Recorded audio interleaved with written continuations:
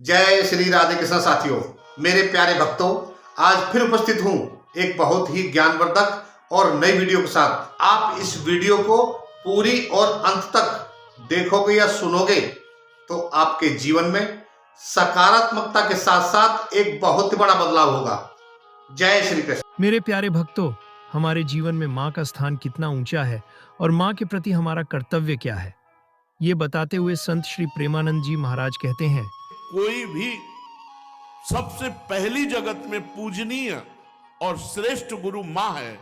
इसलिए उन दुर्बुद्धि, उन दुराचारी, उन नरकगामी पुरुषों की क्या बात करें जो अपने मां के ऊपर हाथ उठा देते हैं, जो अपने मां को कटुवचन कहते हैं। मां जैसा 9 महीने गर्भ में रखा, इसके बाद हमारा कितने वर्षों तक मलमूत्र फेंकती रही, अपने रक्त को दूध बनाकर हमें पिलाकर पोषण करती रही। उस मां का अब जब सेवा करने का अवसर आता है, अनाथ आश्रम भेजा।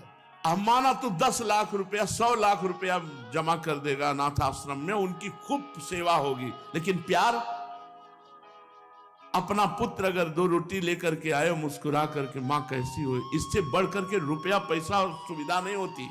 प्यार कौन देगा? तुम बच्चे थे, तुम्हें अनाथ आश्रम में भेज जाती, जाकर के पैसा जमा कर देती, तेरा हालत क्या होता। आज जब मां की सेवा का अवसर आया तो ये जवान जवान लोग वीआईपी बनते हैं। ये धर्म है, धर्म निश्चित अपना प्रभाव दिखाकर रहता है। तो अधर्म करोगे तो दंड मिले। सबसे पहली बात समझ लो, मां, जिसके मां हो और कोई देवी देवता पूजने की जरूरत नहीं, पूजो तो तुम्हारे भाग्य की बात है, लेकिन सबसे बड़ी देवी मां है, सबसे बड़ी पूजा मां है। अगर अपनी मां की सेवा कर ली तो भगवान को प्रसन्न कर लिया। मान जाओ हमारी बात, जहां तक हमारी आवाज पहुंचती हो, अगर तुम्हारी मां हो तो चूकना मत। मां का आशीर्वाद ले लो, विश्व ब्रह्मांड में कभी परास्त नहीं होगे। मां महामहिम गुरु है। हाँ, अगर आप वृंदावन वास करते हो, अपनी मां को पास रखो। जैसी भी परिस्थिति हो, उस परिस्थिति से अपनी मां की सेवा करो, अपने पिता की सेवा करो। सन्यास लेने पर वो पिता सन्यासी बालक के साष्टांग दंडवत करेगा, लेकिन वो बालक अपनी मां को साष्टांग दंडवत करेगा। ये बहुत बड़ी महिमा मां की है। पूज्य बाबा कह रहे हैं, इसलिए मां को इस मनुष्य लोक में प्रथम देवता, प्रथम गुरु मानना चाहिए। मातृ देवो भव हमारा वेद कहता है, और पितृ देवो भव। अपने माता पिता की जिसने सेवा नहीं की, आज्ञा नहीं मानी, मनमानी आचरण किए, वो कभी सफल नहीं हो सकता, किसी भी मार्ग में सफल नहीं हो सकता। पूरा जीवन रुपया कमा करके अपने बेटे को बाबूजी बनाना चाहो, बेटे ने जब बूढ़ा अवस्था आई, पानी देने की अवस्था आई, तो घर से निकाल दिया। माता पिता की आराधना करना ये भगवत भक्ति है। पुंडरीक जी महाराष्ट्र में अपने माता पिता को भगवान मान करके उन्हीं के 8 पैर सेवा में रहते। तो आज भी जो विट्ठल भगवान है, उन्हीं को दर्शन देने के लिए गए थे। एक ईंट डाल दी, उसी ईंट में खड़े हो गए। ऐसे आज भी खड़े हैं। ऐसे कहा, जब माता पिता की सेवा पूर्ण हो जाएगी तब महाराज आपके दर्शन करेंगे। माता पिता भगवान का स्वरूप है। ये आज जो वातावरण बदल रहा है, बहुत गुस्सा लगती है जब देखने को मिलता है कि जवान बहू और बेटा मिलकर के बूढ़ी मां को मार रहे हैं। वो बेचारी उठ नहीं सकती, वो हिल नहीं सकती। अंतिम समय तक या तो जलोगे ऐसी जगह जहां बचाने वाला कोई नहीं होगा, या सड़ोगे।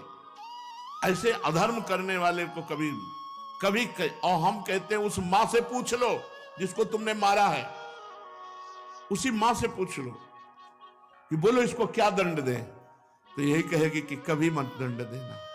वो पिटते हुए भी यही कहेगी कि तू सुरक्षित रहे, तू सुरक्षित रहे। एक मां को मारा तो दूसरे भाई ने रिपोर्ट कर दी, पुलिस आई, मां से पूछ रहे, तुम्हें मारा?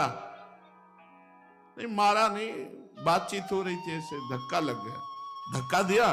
नहीं, हमारा धक्का उसको लग गया। छोटा लड़का कह रहा है कि इतना जोर जोर से डंडों से मारा, इसके शरीर को देख लो कितने डंडे पर। चुप। मां का स्वरूप क्या होता है, समझो क्या स्वरूप होता है। पीट के अपमानित होके भी अपने बेटे को अपमानित और पीटने की इच्छा नहीं। ऐसी वात्सल्यमयी माँ को, ऐसे पिता को जो मेहनत करके कमाते अपने बच्चे का पोषण किया और वो जवान हुए, डंडों से मारते हैं घर के बाहर। अरे राधा राधा, ऐसे दृश्य देखने को मिलते हैं ना। ये खा खा करके सब जवान हुए हो और अब माता पिता की सेवा का अवसर आया तो मुंह चुराए घूमते हैं। मुंह चुराने का समय नहीं है, अपने कर्ज उतारने का समय है, ऋण उतारने का समय है। अब माता पिता की सेवा कर लो, मातृ ऋण पितृ ऋण से उऋण हो जाओगे। हमने आपको कई बार सुनाया है, एक कश्यप नाम के ऋषि थे, महाभारत में है, तो तपस्या परायण थे। तो जिस वृक्ष के नीचे तपस्या कर रहे थे, ऊपर बगुली बैठी हुई थी। बगुला जो टांग उठाकर ध्यानस्थ रहता है मछली के लिए, तो बीट ऊपर गिरा करके तो क्रोध भरी दृष्टि से देखा, तत्काल आग लग गई, बगुली भस्म होकर नीचे गिर गई। तप का प्रभाव होता है। अब उनको बड़ा गर्व हुआ कि नहीं, काफी हम सिद्ध हो चुके हैं। बगुली भस्म हो गई। उठे भिक्षा के लिए गए तो एक दरवाजे में जाके भिक्षाम देहि, तो एक बहू निकली। उसने कहा, भगवान कुछ क्षण रुकिए, अभी बना करके लाए। बड़े मृदु वचन से उनका सम्मान करते हुए अंदर गई तो दूसरे दरवाजे से उसका पति आ गया। जब भी पति आए, पति की आराधना, उनको जल पिलाया, आसन पे बैठाला। फिर इतने में कुछ समय लगा और कहा, भगवान आपके घर के दरवाजे अतिथि देव विराजमान है, आज्ञा हो तो भोजन। अरे उनका पहले अतिथि देवो भव, अतिथि की सेवा करो। अब वो गए, इतना विलंब क्यों किया? उनका हमारे पति देव आ गए। तू मुझे समझते नहीं है, इतना विलंब क्यों किया? बोले, महाराज जानती हूं उस वृक्ष की बगुली नहीं हूं कि तुम्हारी आंख टेढ़ी करने से भस्म हो जाऊंगी। अब उनके होश उड़ गए कि ये बात तो केवल हम जानते, दूसरा कोई जानता ही। तो उनका तुम कैसे जाने? बोले, मैं अपने पति सेवा के प्रताप से पतिव्रता हूं, मुझे तीनों कालों का ज्ञान है, तुम्हें बिल्कुल ज्ञान नहीं। अभी तुम अज्ञानी हो, अपने को ऋषि भले समझते हो, कश्यप ऋषि नाम था उनका। जाओ, तुम्हें अगर ज्ञान प्राप्त करना है तो जाओ, वहां एक कसाई रहते हैं, वो तुम्हें ज्ञान प्रदान करेंगे।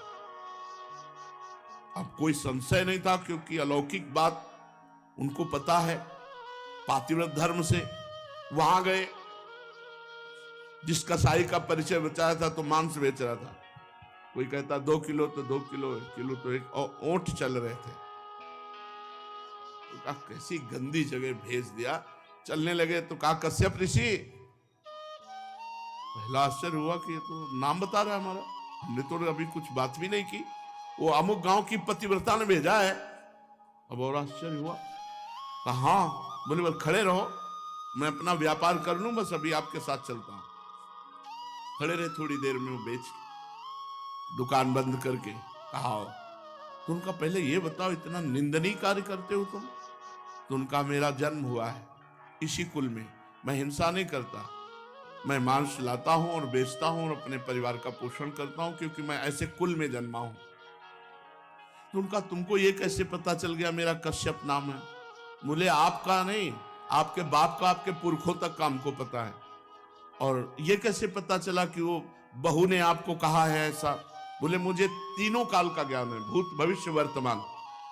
बोले, इतना निंदनीय कार्य करते हो और तीनों काल का? बोले, हर समय नाम जप करता रहता हूं और अपने कुल के अनुसार व्यापार करता हूं, और मेरी प्रधान पूजा, चलो घर देखो। जब घर में गए तो श्वेत पलंग पर बूढ़े माता पिता सजाए देवता की तरह बैठे थे। जाके साष्टांग दंडवत की और कहा, माँ आपके घर में अतिथि आए हैं, उनका अतिथि से मिलो और सेवा करो। उनका, ये हमारे भगवान है, 8 पहर इनकी पूजा करता हूं, अपने माता पिता की, और अपने कुल के अनुसार आचरण करता हूं और निरंतर नाम जप करता हूं। उसके प्रताप से मुझे तीनों काल का ज्ञान है, भूत भविष्य वर्तमान।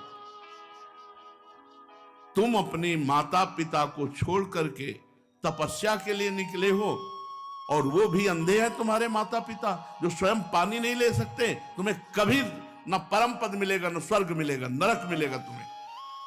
उसी समय वापस हो गए। और जब माता पिता का शरीर पूरा हुआ, तब पुनः तपस्या में लगे। माता पिता भगवान का स्वरूप है।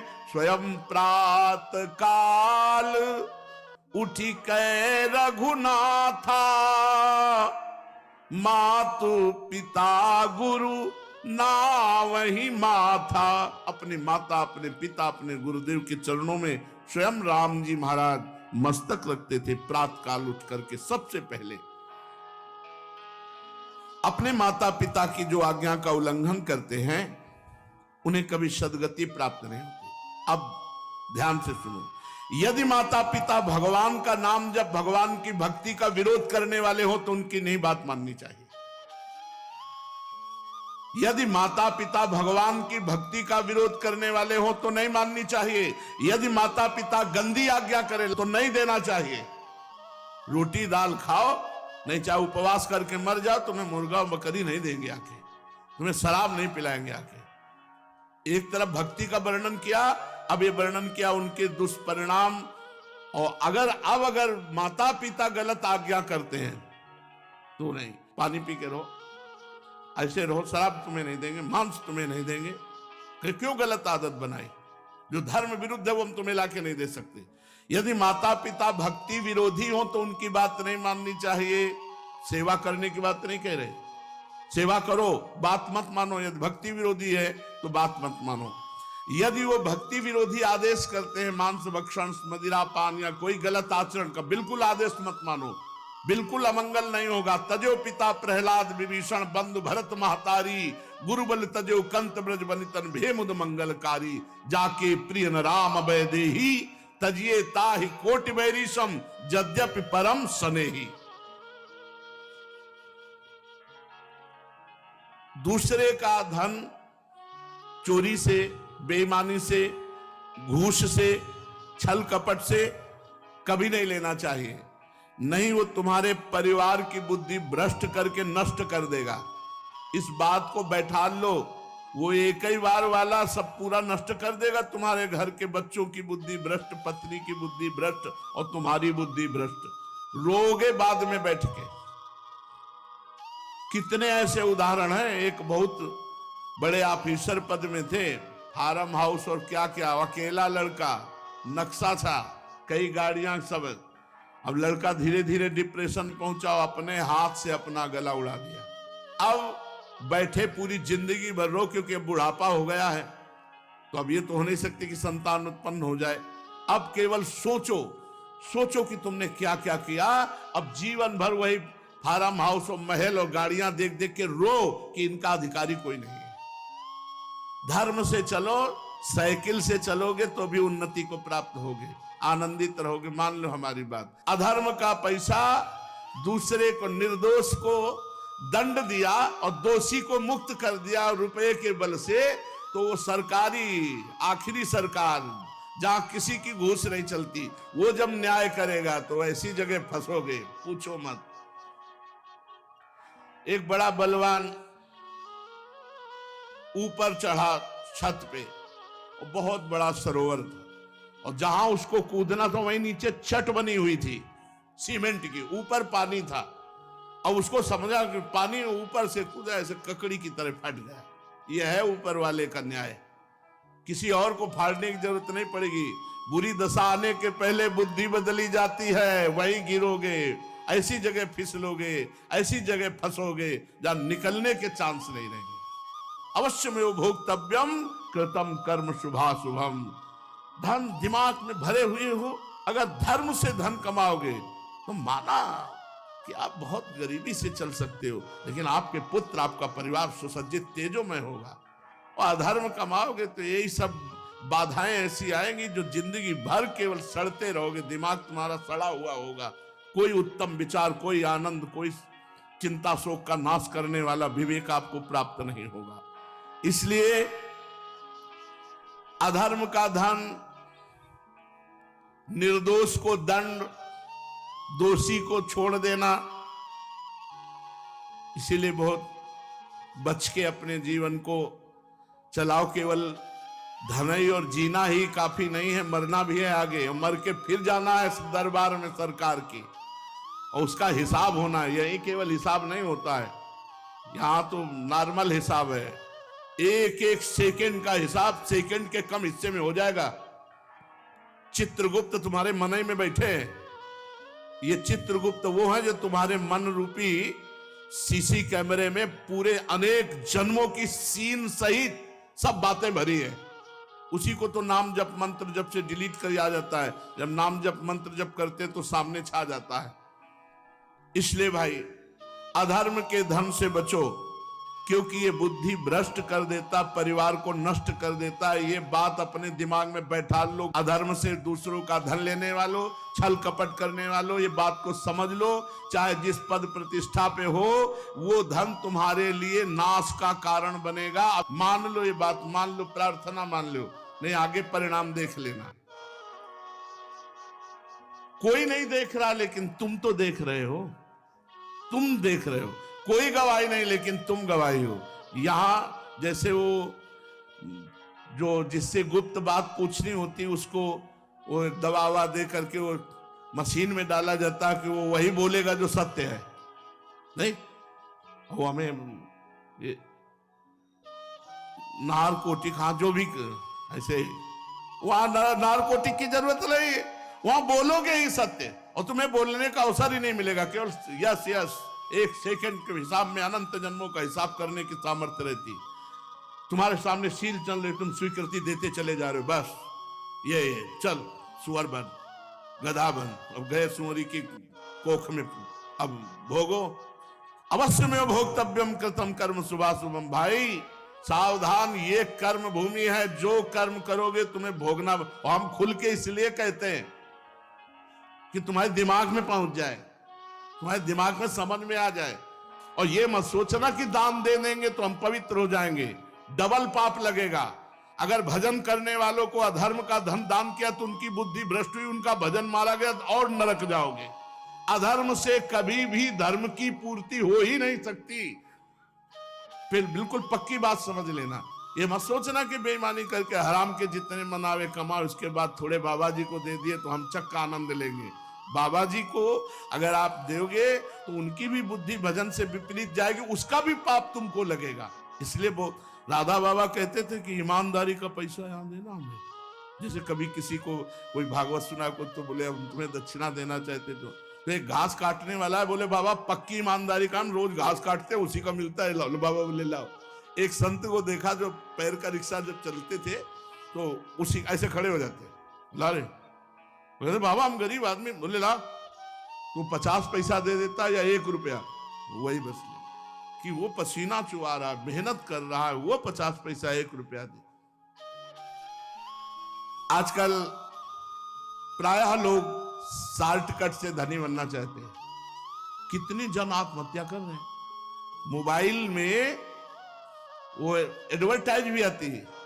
अब नए नए लड़के और जितने सब हैं करोड़पति बनने के लिए रुपया लगाए चले। माता पिता की पर्स खाली करके वो मोबाइल में वो जुआ गेम ले परेशान। अनंत ब्रह्मांडों का स्वामी अपने आप को दांव में लगा दो, वो अपने आप को दे देंगे, वो अपने आप को दे देंगे तो अनंत ब्रह्मांड तुम्हारा। तभी कहते हैं बिना दस्तखत के जब जो जरूरत होती है, मांगना नहीं है किसी भी तरह का। आप सत्संग सब सुन रहे हैं, किसी भी तरह का यहाँ कोई फ्रॉड आपको नजर आता हो कि ऐसे तो कहते हैं कि मैं लेता नहीं हूं, पीछे बैग में ले जाते हैं, लेता कोई खड़ा होकर बता दे, आप दे दोगे हाथ उठा करके।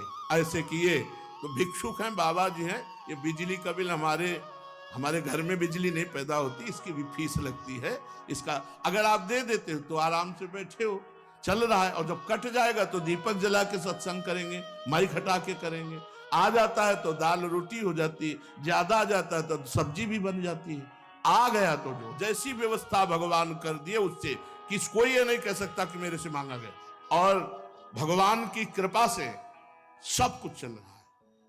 हमारा अगर जीवन भगवान में अर्पित है तो जिन्होंने अनंत ब्रह्मांड बनाया वो हमारी व्यवस्था नहीं करेंगे क्या यार? तुम्हारे द्वारा व्यवस्था चलेगी। कई बार राधा केल कुंज में यही सत्संग में कहा, तुम्हें भगवान की कसम है अगर तुम्हें लगता हो मेरे द्वारा राधा केल कुंज चलती है तो कभी 50 पैसे भी आमद चढ़ाना, कभी नहीं। ये भगवान से चलता है। देखो कैसे चलता है। ऐसे चलेगा बिना पेट्रोल के, बिना ड्राइवर के। पुष्पक विमान में लगता था क्या ड्राइवर? पेट्रोल लगता था। अरे राधा केल कुंज भी चल रही है, उन्हीं से चल रही, उन्हीं से चल। कैसे चल रही? दिमागों में चल रही, हृदय में चल रही, सबका भरण पोषण हो रहा है। मेरे प्यारे भक्तों, इस वीडियो में सिर्फ इतना ही। जय श्री राधे कृष्ण।